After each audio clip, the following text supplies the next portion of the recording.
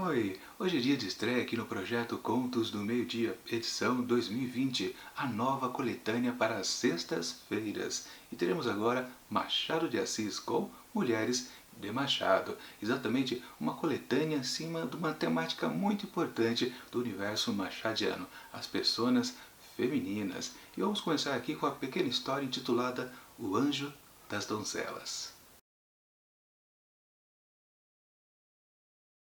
Cuidado, leitor! Vamos entrar na alcova de uma donzela. A esta notícia, o leitor estremece e hesita. É naturalmente um homem de bons costumes, acata as famílias e preza as leis do decoro público e privado. É também provável que já tenha deparado com os escritos destes que levam aos papéis públicos certas teorias e tendências que melhor fora nunca tivessem saído da cabeça de quem as concebeu e proclamou. Hesita e interroga a consciência se deve ou não continuar a ler as minhas páginas e talvez resolva não prosseguir. Volta a folha e passa a coisa melhor. Descansa, leitor. Não verá nesse episódio fantástico nada do que não se pode ver à luz pública. Assim começa O Anjo das Donzelas, escrito por Machado de Assis, que conta a história de Cecília, uma moçoira nos seus 15 aninhos. Aquela típica menina que está descobrindo o amor. Aliás, de uma forma muito interessante para nós que gostamos de canais booktubers. Sim, ela é ávida por romances românticos. Ela está já na casa dos 100 romances lidos. Pois é, ela gosta bastante, ela passa o dia inteiro lendo essas histórias românticas, água com açúcar. Inclusive, gosta tanto disso, é quase uma certa obsessão dela, que ela praticamente até esquece de dormir, né? Altas horas da noite, ela está lendo lá, cansando o seu olho, mas está lendo mais uma história. E este conto aqui começa exatamente no momento onde ela está nas últimas páginas desses também romances. E justamente o que temos por aqui é esse narrador passar pra gente essa avidez com que ela tem de terminar essa história, saber quem casa, né? Quem morre no final da narrativa. Muito interessante, a gente fica praticamente junto com Cecília nesta aventura. Mas curiosamente, olha só que coisa interessante, esta moçoira com seus 15 aninhos, ávida por romances, literalmente ela é um pouco o oposto do que toda menina possa pensar a respeito justamente desta diversão de ler essas histórias água com açúcar. Ela não está querendo encontrar o seu grande amor. Na verdade, depois de ler tantas histórias assim, meio que ela compreendeu uma coisa. Essa coisa do amor é uma coisa um pouco pesada para as pessoas. Há muito sofrimento nisso. E ela então percebe, peraí, o ideal não é se apaixonar, é justamente o contrário. É tentar evitar ao máximo ser agarrado por essa coisa amorosa. Isso é puro sofrimento. Ela meio que deseja nunca precisar passar por isso. Mas eis que ela encontra, inclusive, uma solução. Pois é, justamente pelo título aqui da história, O Anjo das Donzelas. Mas não é que quando ela logo termina, umas horas depois, ela termina essa leitura, aparece justamente uma figura enigmática entrando pelo seu quarto. Não é muito bem definido se é um homem, se é uma mulher. Tem aparência angelical, mas ele diz para ela, estou aqui para ajudar você. E ela pergunta, ajudar no quê? É justamente no seu desejo. Você quer não sofrer por amor. É justamente o que eu estou fazendo aqui. Eu sou a prova que você não passará por isso em toda a sua vida. Enquanto, claro, que você se esforce para isso. Você nunca pode fraquejar um pouquinho. E meio que num certo pacto, ela concorda com tudo, todos os termos que essa figura angelical diz para ela. E para firmar o acordo, ele tira do dedo dele um anel e coloca no dedinho dela, de Cecília. Então está formado o pacto. Mas ele alerta, se um dia, por acaso, ela perder aquele anel, tudo que ela desejou evitar vai acontecer com ela. Será uma desgraça de sua vida, com certeza. Bom, no dia seguinte, ela acorda toda sorridente, feliz da vida, pois toda a apreensão que ela tinha nos últimos meses, lendo tantos e tantos romances, tudo aquilo se dissipou. Mas as amigas comentam, peraí, você está diferente, isso aí só pode ser amor, você está apaixonada por alguém. E ela diz, não, não, na verdade ela até sabe, né, que está imune a isso. Mas será que Cecília realmente vai conseguir esse objetivo dela de nunca cair nas garras do amor, quem sabe os anos vão passar e tudo possa dar muito errado. De qualquer forma, eu não vou dar mais detalhes, porque senão estraga a experiência de quem ainda pretende ler essa história muito interessante. Minha avaliação do texto. A primeira coisa interessante, logo que a gente começa a leitura aqui, com certeza, é justamente a figura deste narrador, aquele bom narrador machadiano que a gente muito conhece lá dos seus romances, principalmente aquela coisa um pouco sarcástica, com certeza. Aqui ele já diz logo de saída que ele não vai invadir a intimidade desta donzela em questão, de Cecília, lá nos seus 15 aninhos. Isso é bastante interessante porque ele provoca na gente uma certa expectativa e nega ela logo em seguida. Mas é válido essa observação que o narrador faz, porque lá no desfecho da história, lá pra frente, depois de tantas e tantas páginas, quando inclusive você já até possa ter esquecido essa abertura, isso vai ser muito importante. Justamente a invasão da intimidade ou a negação de uma intimidade. O conto passa por essas questões também. Claro, o tema base é o romantismo, né? Como uma donzela que foge ao padrão. Cecília não é que nem as outras meninas que querem casar, querem encontrar um príncipe montado num cavalo branco, aquelas coisas típicas, né? E você vê, né? Ela é uma ávida leitora de romances românticos, ou seja, meio que ela sabe todos os meandros deste negócio, né? Mas talvez mais especialista que das outras amiguinhas, né? Mas naquelas, né? Ela tanto leu, tanto pesou a respeito de tudo que acontecia nessas histórias e ela percebeu uma coisa até óbvia, né? O sofrimento que é o amor. Aliás, a paixão, a palavra em si é sofrimento mesmo. Literalmente é isso. Quando a gente se apaixona por alguém, a gente sofre por esse sentimento. E a única maneira de sanar é realmente torcer, né? Que a outra pessoa também esteja apaixonada por a gente e a gente possa ficar junto. A solução da paixão é o outro também estar na mesma situação, literalmente. Com o tempo, às vezes, tudo arrefece um pouco, né? E sobra, às vezes, inclusive, apenas o amor, que inclusive é muito maior que uma simples paixão, né? Uma atração física, digamos assim. Mas o que vale é que realmente Cecília está imune a isso e meio que ela conseguiu, de uma maneira mágica, digamos assim, ela se blindar disso.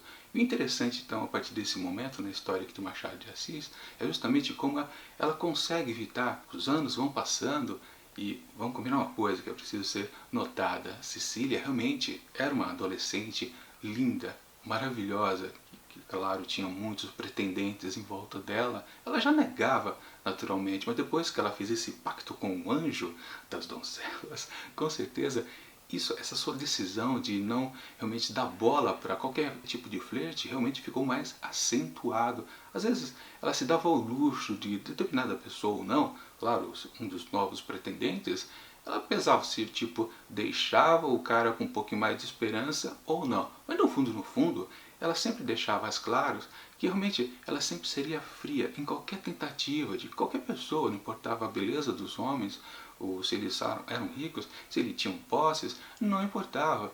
Ela sempre iria negar qualquer amor. E realmente o texto oferece pra gente muitos momentos onde ela vai negando tudo. Como eu disse, o tempo vai passando e a questão sempre é que a gente fica na curiosidade. Ok, quando uma história estabelece algo muito exato, provavelmente as coisas vão tender lá naquele típico jeito do destino de consertar as coisas. Quer dizer, consertar as coisas no entender do leitor, né? Para o protagonista da história pode não ser tão bom, agradável assim, que é o caso então de Cecília. Pode ser que quando finalmente ela caia nos garras do amor, isso não seja bom para ela. Justamente porque aquele pacto firmado com o anjo é uma coisa meio de maldição. Se você quebrar o que foi acordado, você vai cair numa certa desgraça em sua vida. Então realmente isso já faz com que ela até evite um pouquinho mais qualquer tentativa de flerte para cima dela. Mas de qualquer forma, o tempo vai passando.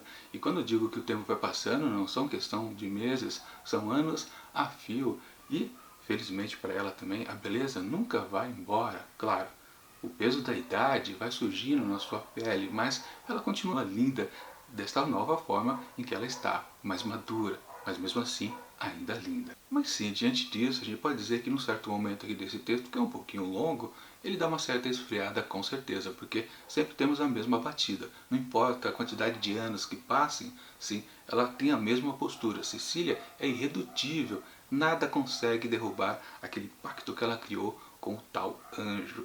Não importa nada mesmo. Mas, sim, eu posso adiantar que o final aqui dessa história tem uma bela de uma reviravolta muito interessante que realmente eu acho que ninguém consegue passar sequer por perto do que acontece. Realmente, Machado, ele não dá nenhuma pista pra gente. Há uma certa tendência em muitos contos que existe uma certa reviravolta num certo momento da narrativa, existir uma pista aqui ou acolá que depois você faz uma certa soma por causa do desfecho, você pensa, ah não, a gente meio que já sabia que tal coisa pudesse acontecer. Mas de fato, aqui o Machado não admite revelar o truque que ele tem ao final aqui da história. Obviamente eu não vou dizer para vocês como é o desfecho aqui desse conto, dessa aventura de Cecília, se ela caiu em desgraça ou não, quando quebrou ou não o pacto com esse anjo. Na verdade, como sempre, para o Machado, no fundo isto não importa, porque sempre o Machado faz estudos das personalidades dos seus protagonistas. E a mesma coisa aqui, durante todas as passagens de tempo que temos aqui em relação à vida de Cecília e a sua negação ao amor, a gente percebe que o tempo vai passando, ela vai se sentindo mais velha, literalmente, talvez já achando que algumas questões referente ao pacto possa ter prejudicado um pouquinho ela ou não. Também, num certo momento, você fica até se perguntando, mas peraí, se ela não casou, como é que ela se sustenta? Na verdade, isso eu posso dizer para vocês.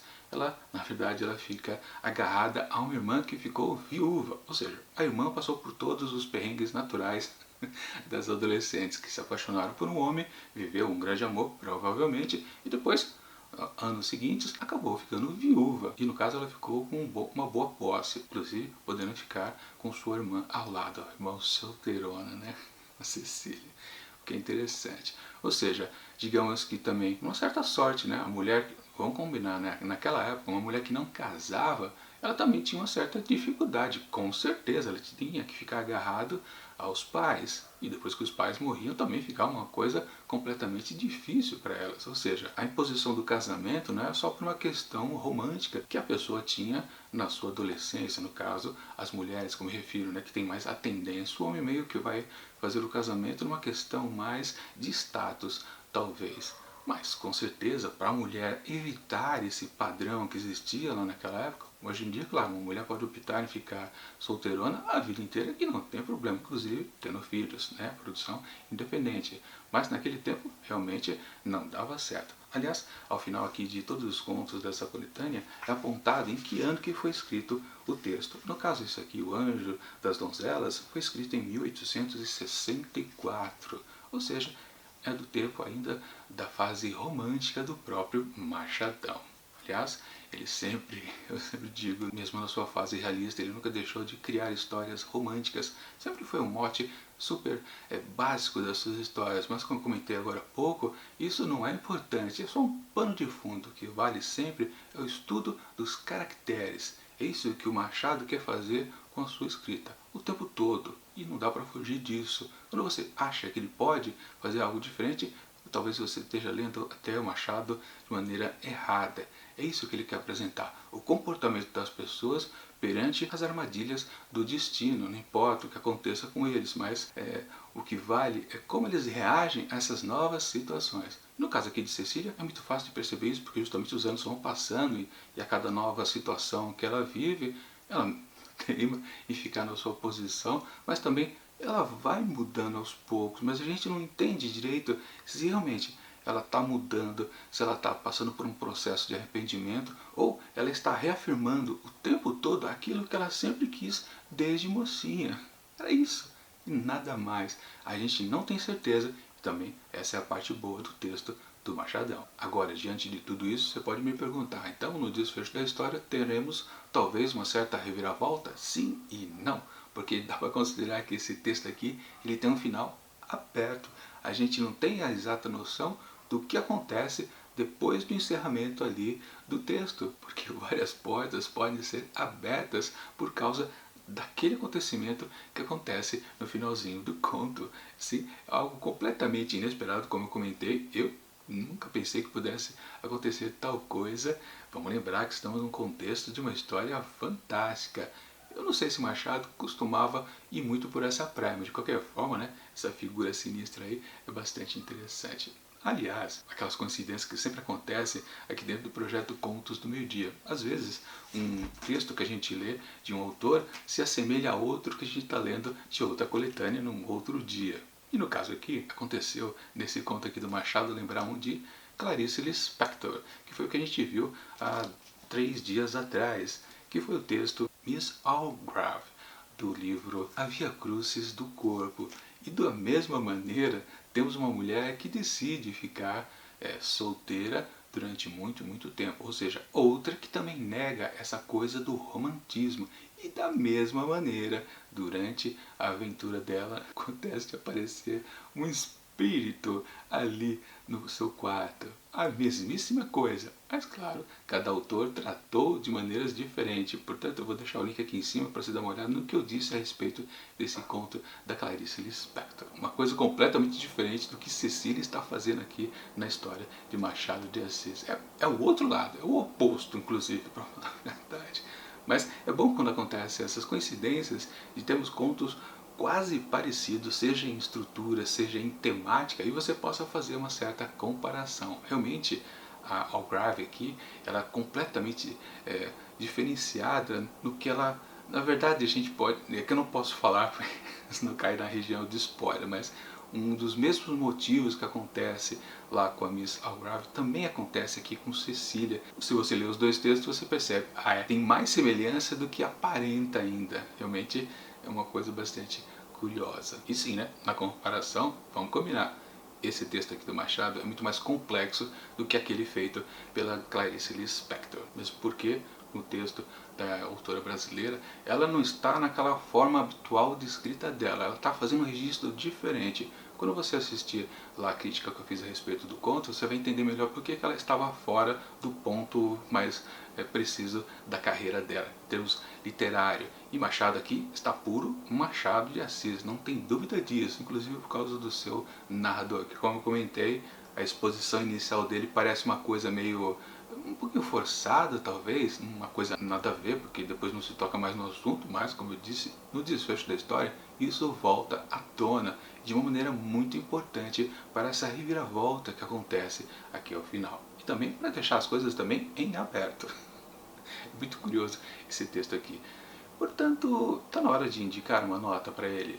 Para O Anjo das Donzelas, escrito por Machado de Assis, eu atribuo 4 asteriscos. Um texto muito interessante de ser lido, que quando você pensa um pouquinho mais a respeito dele, não passa por ele batido, e talvez pense que é uma história razoável, não, você percebe que boa sacada foi essa do Machadão. Bom, agora convido vocês a participarem das próximas resenhas aqui da coletânea Mulheres de Machado. Serão mais 16 sextas-feiras, onde faremos as resenhas individuais de cada uma das futuras histórias. Essa é a ideia básica do projeto Contos do Meio-Dia, sempre valorizar individualmente as pequenas histórias.